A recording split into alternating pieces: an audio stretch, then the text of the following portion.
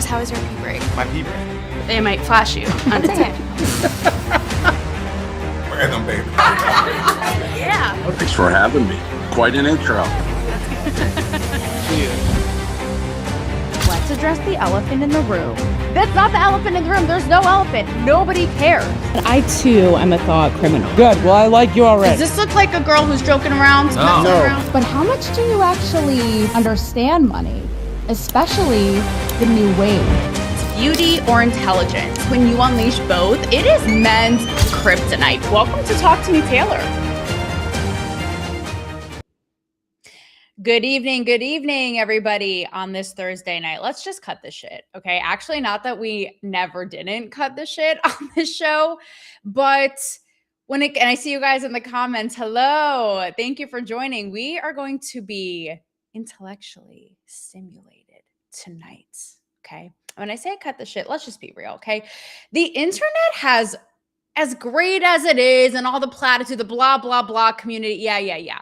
But it's really, it's done mess shit up, and it's disrupted a lot. Not only my sense of sanity, well-being, common sense in the world.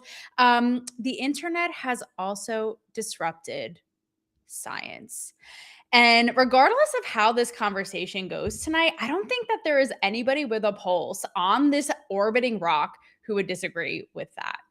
And this is going to be a really fun conversation. Actually, my two guests are backstage and they are watching this intro here, and I'm sparing everybody. I'm so glad that they are coming into the chat tonight, because speaking of the internet disrupting everything, it is sparing you the scathing unhinged rant I was going to do on influencer culture, but I might pop up and do that tomorrow night. Speaking of, actually, what's pertaining to this conversation, what's real and not real. So right on the nose. But with me, I have the authors behind the book, How the Internet Disrupted Science. And we have Ken Anderson. These, by the way, both of them have a lengthy street cred. So I have highlights here. Ken is behind the Webby-nominated Scholarly Kitchen, which is a big deal. I had to give a shout out to this because I am a New England girl, tried and true, go Pats, that he was the publishing director of the New England Journal of Medicine, amongst many other accolades. We also have Joy Moore, who is a vet, and her bio says back when fax was a thing, if you can imagine that, but building digital publishing. I imagine for many of scientific institutions back in the very cusp of the internet. So they're here tonight to talk all about how the tech lords, AI, big tech, the institutions that the powers that be have, like I said, really done and messed stuff up. And now we don't know what is real, what is not, the censorship, what's a healthy distrust, and really, again, knowing what's real. So without further ado, we already got some questions for them. We got, wait, hang on. I'm not going to keep you, Honey, I Shrunk the Kids, I promise. We have Tech Taylor here. Alas! Yeah, way to go. Welcome. We already have a question. Kent, New England, which state? Massachusetts. We're actually both in Massachusetts today, just in different parts of it. Oh, okay. Representing Marblehead.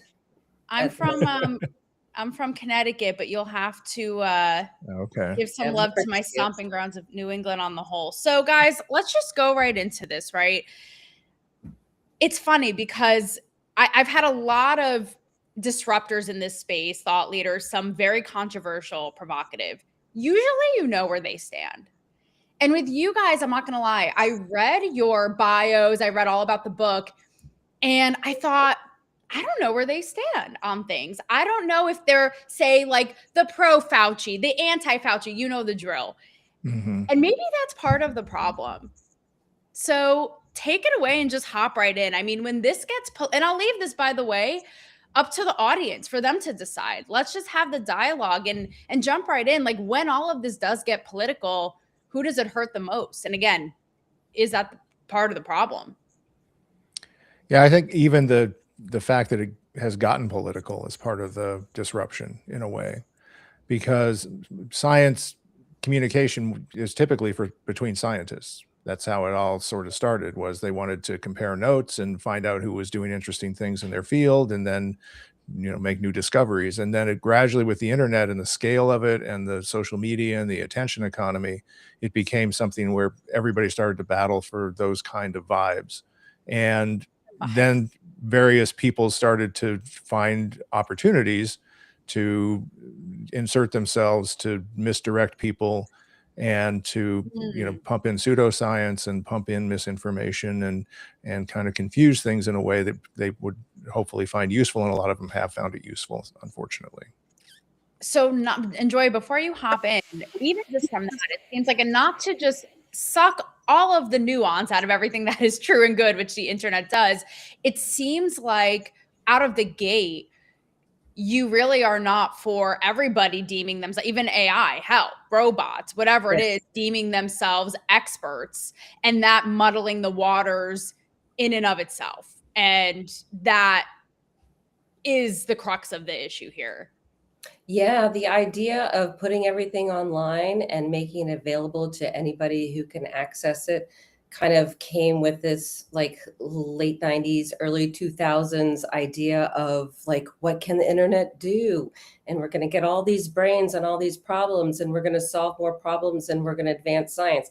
And we've seen the opposite. Like, making scientific information available and free to non-experts has caused probably more problems than it has solved. And that's just a real hard thing to kind of put back. You can't put the toothpaste back in the bottle, right? Once everyone's told to do their own research, and now everything is being in AI, and you can look up, your medical symptoms or your climate change theories in ChatGPT, etc. But the information that it's based on, that it's drawing from, is not the same as it used to be in terms of how it's been vetted. Yeah, and one of the big changes was to make the information available at scale on the internet, to make it free. Information wants to be free. Right. They had to change the business model, so the producer pays, and it basically became the internet's advertising model. So articles became advertisements gradually over time, and now they're explicitly advertisements. So you can see them being used by companies selling all sorts of things, peptides and AG1 and Armra, bovine colostrum powder, and all sorts of stuff.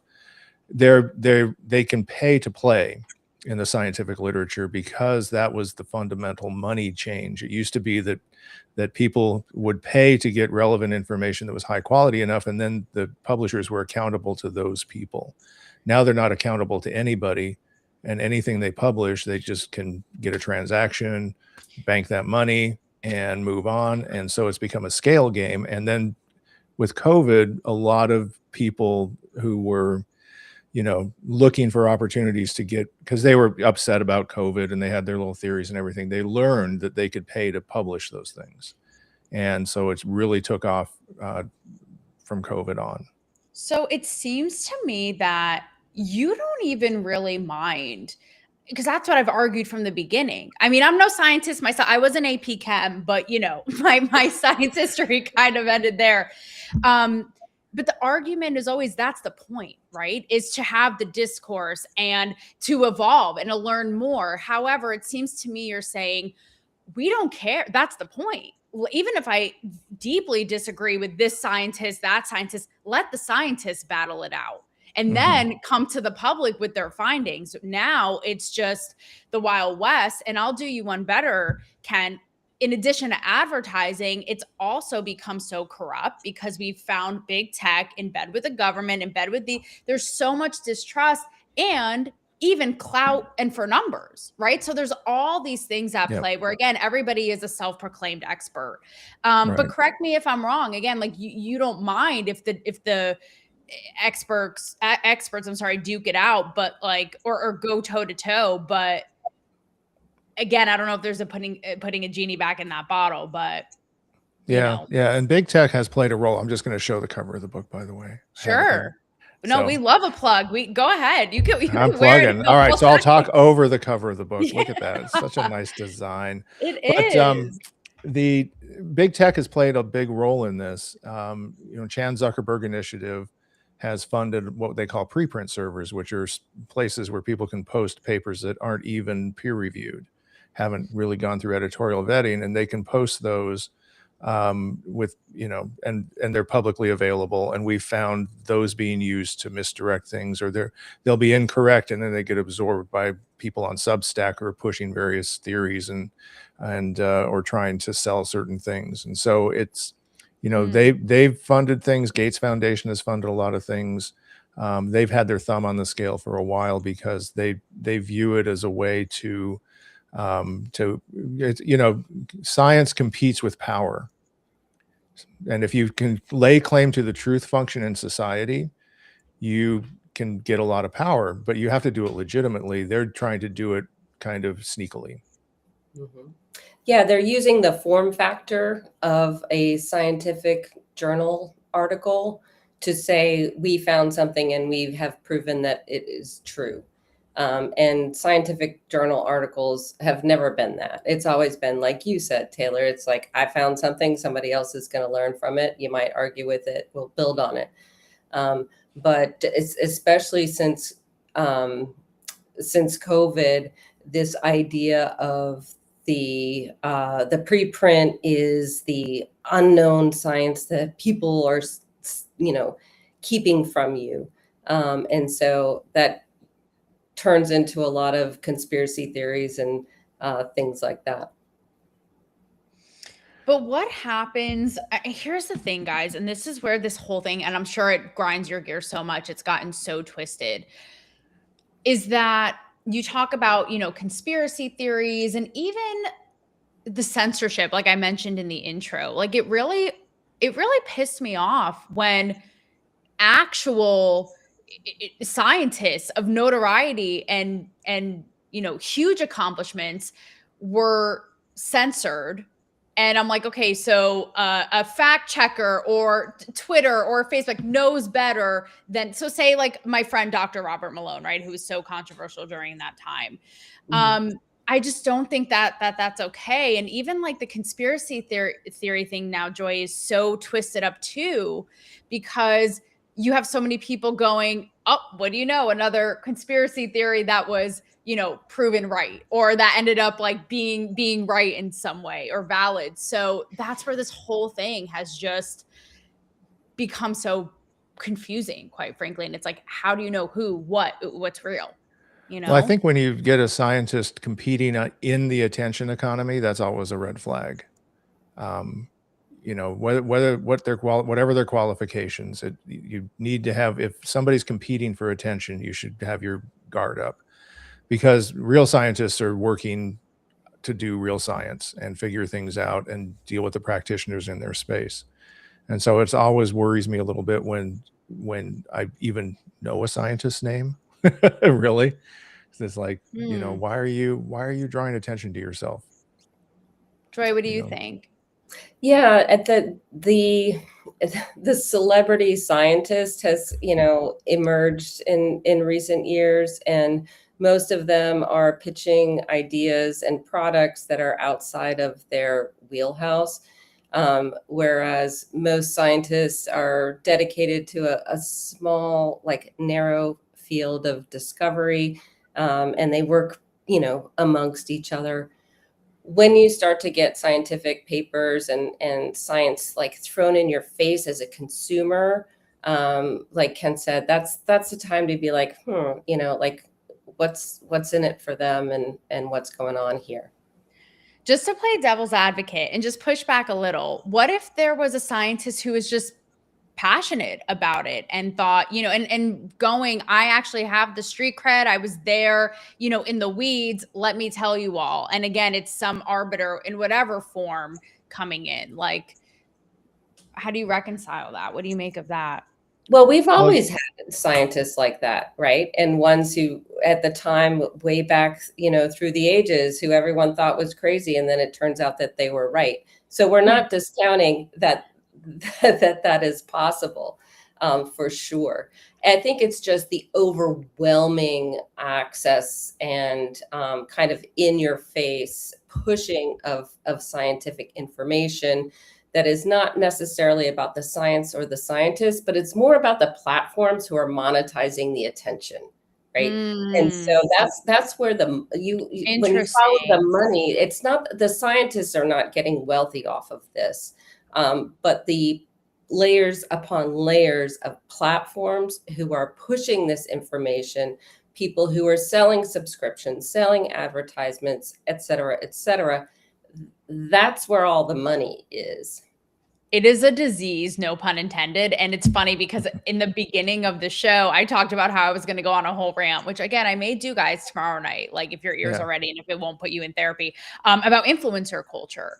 But it's the same version of what you're talking about. Who's rewarded, who's pushed, who monetizes, and it's so destructive and it's so toxic. Well, one of the things that your influencer thing, if you don't mind me jumping in with that reminded me, one of the early, so there was a study published in 1998 in The Lancet about MMR vaccines and autism, right? You know, I was going to ask you about it. Yeah. And that same year, Google launched. And so that study was preserved online in a way it never would have been without the digital ecosystem, right? So anybody searching for vaccines would have that study surfaced, even though it was discredited and didn't actually, was a fraudulent study and it was done for bad reasons. It lasted so long on Google, more than almost a decade, that Jenny McCarthy discovered it when her 2.5-year-old son was diagnosed with autism. And she thought, well, it's got to be the vaccines. And then she went on Oprah and made it, so that was kind of the biggest influencer culture explosion that I witnessed early on with all of this. But it took Google to get to the influencer, right? And then the influencer amplified the misinformation that had initially appeared in a little tiny article in a weird section in a scientific journal. And that's kind of the concern we have about the public interface in this attention economy. So with that being said, and I do want to get back to the vaccine autism out of pure curiosity. This is a conversation I was having offline recently, but for better or worse, there is so much distrust in pharma, be it whatever it is, right? Mostly like financial gain, all of this is the argument, I've wondered this truthfully, guys, do they just want to make us sicker so they can keep having remedies and make more money to profit? And I always am an advocate for asking questions, questioning the institutions and the big machines. Where do you lie, each of you, individually, on drawing that line, right? Of having like a healthy distrust and questioning things, and then also trusting. Is it black and white for you? Or I guess also like, just give us your guidance, because people are lost in the sauce in this right now. It's definitely not black and white. And especially coming from the scientific journal publishing industry, where relationships with pharma companies is very important. So they need to use journals, they need to work with scientists to validate their claims in order to get their drugs approved. They sponsor a lot of things. They give money to a lot of investigators and things like that. At the same time, they're not going to invest in drugs that are not going to sell. They are going to, stop discovery when they're not going to make a profit. And the amount of work that goes into pharma research far surpasses what goes into supplements and alternative medicine. And so we can be skeptical of pharma, but the alternatives are a lot less known and a lot less regulated. So you really don't know what you're getting. Yeah, and I think that's if we had a regulatory scheme for anything you put in your body goes through the same process of approval, disclosure, testing, purity testing, ingredient testing, all of those things, then you could say there's an equivalency. But pharma does have, drug studies can be problematic. Pharma has been caught, with their thumb on the scale, and I try to take as few as possible, and I think the human body is amazing and pretty much handles its shit well, both literally and figuratively. And so you don't really need much, You right? said it before I did. I knew I'd have to beat you to that one. But what's interesting is that the supplements and nutraceutical markets and all of those things that are kind of pushing themselves out and pointing at pharma and saying, oh, that bad pharma, those markets are actually bigger. They're less regulated. They're finding more impurities. They're causing, emergency room admissions themselves because of the problems that they have. And, they're using the scientific literature to get this kind of false credibility. One of the Armra, the bovine colostrum powder company, 85% of the studies they cite on their website were pay-to-play publishing.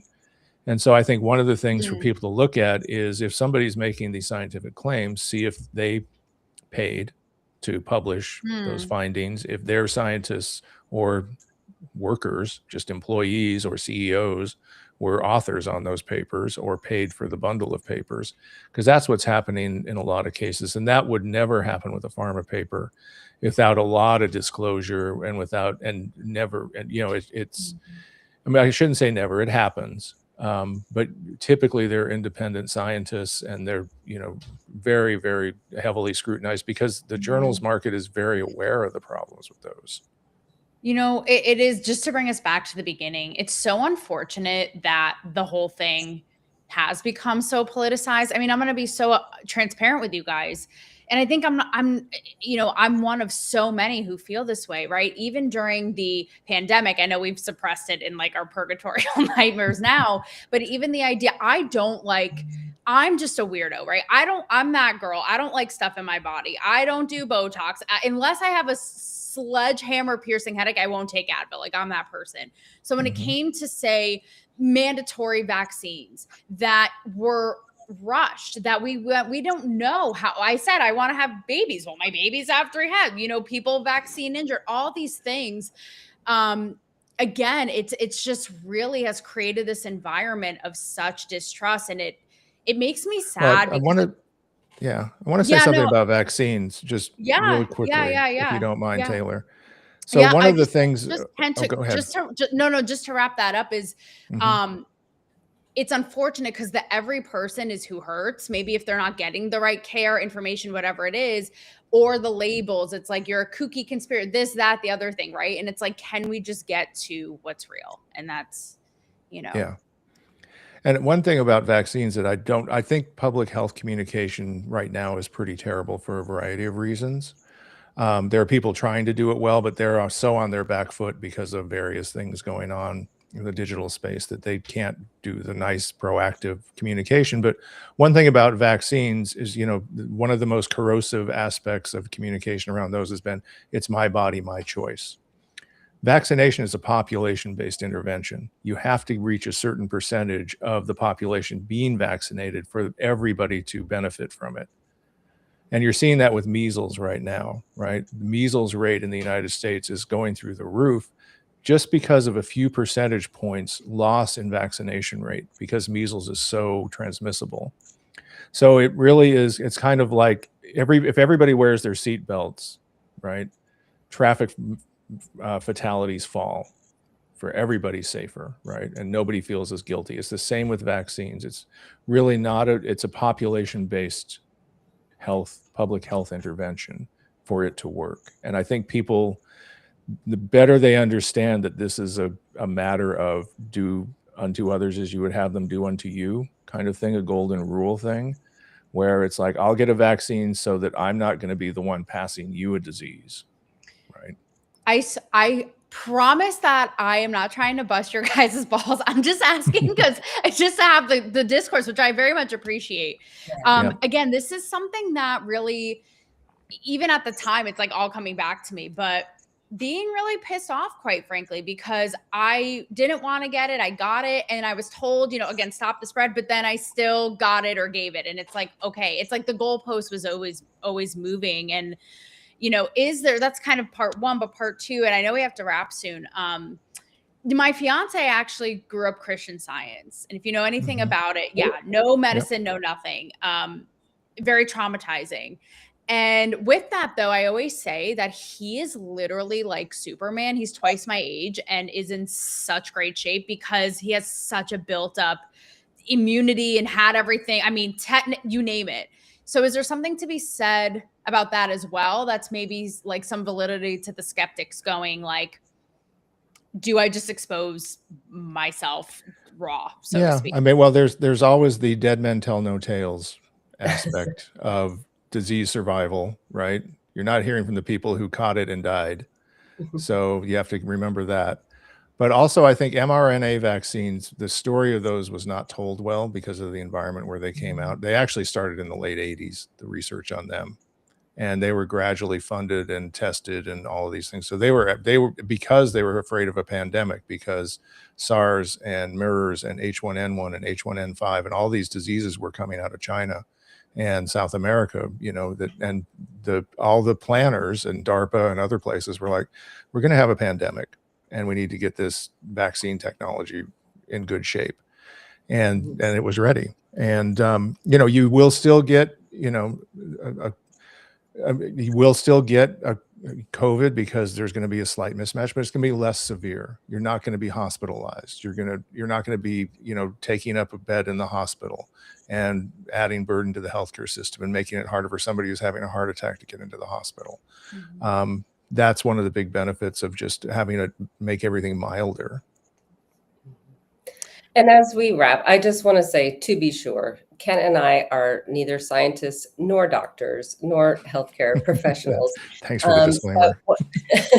But what we are hoping to achieve by having written this book and talking about the things that we do understand very well is the spread of scientific information, misinformation, pseudoscience that can all be tracked. There's incentives and disincentives for good information and bad information that's happening all around us in this very particular niche little, you know, corner of the publishing market that most people don't understand. And so that is our goal, is to say, look, what you're getting in your feed, whether it's for or against, it's coming from somewhere. And let's look at where it's coming from and who's benefiting from you getting that information, whether it's good, bad, or indifferent. Thank you for bringing us back to that. That's a really great way to wrap this up. Like, your guys is really the ethos and the mission statement of what you're doing. And with that, I have two kind of rapid fire, although I think I know what you're going to say for this first one. The first one is, who or which entity is doing the most damage to scientific information on the whole? Okay. Influencers, politicians, legacy media, or big tech? I would say both of the last two. Okay. Together. Legacy media and big tech. And that was kind of like the pay to play, all of that, like advertising, that kind of thing. Yeah. Same thing, Joy, for you? Yeah, I would definitely big tech, followed by the influencers. They've kind of, you know, big tech paved the road and the influencers are driving the Ferraris down. Right. Yeah. Big tech walk so influencers could run. Yeah. Okay. I know this is big, but again, I'm itching. I have to ask. I'm having no discipline here, contrary to what my producer says. Okay. The Jenny McCarthy thing, the rise of, you know, autism and vaccines, not to get too much into it. I wondered this. Do you think that autism is genuinely going up because we hear about it so much more prevalent, or are we just overdiagnosing and nitpicking more? Has it always sort of been there? Neither. Okay. So I think what it is the diagnostic criteria have broadened so much that everything that you're just capturing more cases of it. And also it's been destigmatized to a large degree so that more, you know, school nurses or healthcare workers or parents are asking about it. And, could this be, and it's being diagnosed. And then there are, paraprofessionals in schools to help with it and all this stuff. The other part of it is there also was for a good amount of time, and they found this correlation, financial benefits. If you had a child diagnosed with autism, you could get state aid. And they found that when that state aid went into effect, all of a sudden autism diagnoses went up like a lot. Okay. Yeah, diagnoses and the coding that goes with diagnoses of all stripes, right? Not just, within psychiatric, but medical diagnoses come with dollar signs. And there's a lot of money to be made by getting diagnosed. So, okay. Yeah. Last but not least, again, I'm actually going to kick this to either of you, whoever wants to grab the baton, because then I have to wrap with all this. And guys, remember their book, How the Internet Disrupted Science, is available if you want to give it. There we go. We got a visual going on here from Kent. Last thing for either of you, whoever wants to take it, with all of this, what is one thing that everybody should and can agree on? Scientists who do real science are working in your best interest, no matter what anybody else tells you. Agree. Okay, we got a nod from Ken. Ken concurs. Ken Anderson, Joy Moore, How the Internet Disrupted Science. Thank you guys so much. And thank you for, I appreciate you going with me on pushing back a little bit. But hey, that's what Discovery is all about, right? Yeah, absolutely. We love it. So, appreciate you guys. Thank you so much. And everybody else, I may or may not see you tomorrow night, if definitely not the next week. All right. Have a good weekend. Thanks, Taylor. Thank you guys. Bye. Chris, how is your ready? They might flash you on its head. Yeah. Thanks for having me. Quite an intro. Let's address the elephant in the room. That's not the elephant in the room. There's no elephant. Nobody cares. I too am a thought criminal. Good. Well, I like you already. Does this look like a girl who's joking around? No. But how much do you actually understand money? Especially the new wave. Beauty or intelligence? When you unleash both, it is men's kryptonite. Welcome to Talk to Me, Taylor.